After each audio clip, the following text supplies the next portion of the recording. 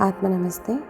ఈరోజు మనం జపించవలసిన నామము అష్టమి చంద్ర విభ్రాజ దళికస్థల శోభితాయ నమః. అష్టమి చంద్ర అంటే శుక్లపక్షంలోని అష్టమి రోజు చంద్రుడు అని అర్థము. అంటే సున్నితమైన అర్ధచంద్రాకారము. విభ్రాజ అంటే ప్రకాశిస్తూ వెలుగొందుతూ అని అర్థము. దళికస్థల అంటే నుదిటి ప్రదేశము, భ్రూమధ్య భాగము. శోభిత అంటే అలంకరింపబడిన, అందంగా వెలిగిన అని అర్థము.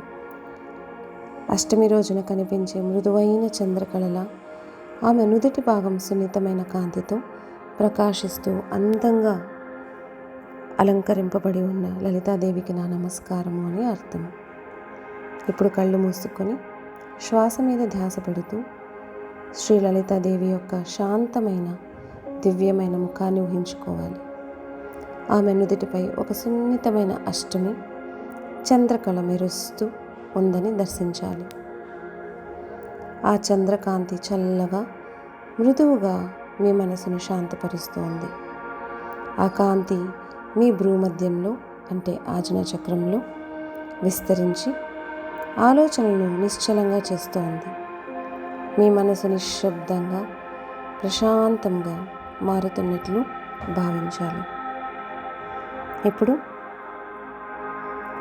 అష్టమి చంద్ర విభ్రాజ దళికస్థల శోభితాయ నమః.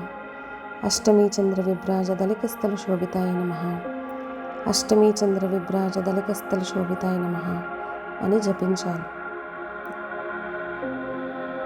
అష్టమి చంద్రుడు అంటే శాంతి సౌమ్యతకు ప్రతీక. నుదుటి భాగం అంటే జ్ఞానము, అంతర్దృష్టికి సూచకం. ఈ నామాన్ని ధ్యానించడం ద్వారా మన మనసుకు ప్రశాంతత, ఆలోచనలకు స్పష్టత, అంతర్గత జ్ఞానం వికాసమవుతుంది. దానిని అనుభవిస్తూ కృతజ్ఞతాభావంతో ఆత్మ నమస్తే.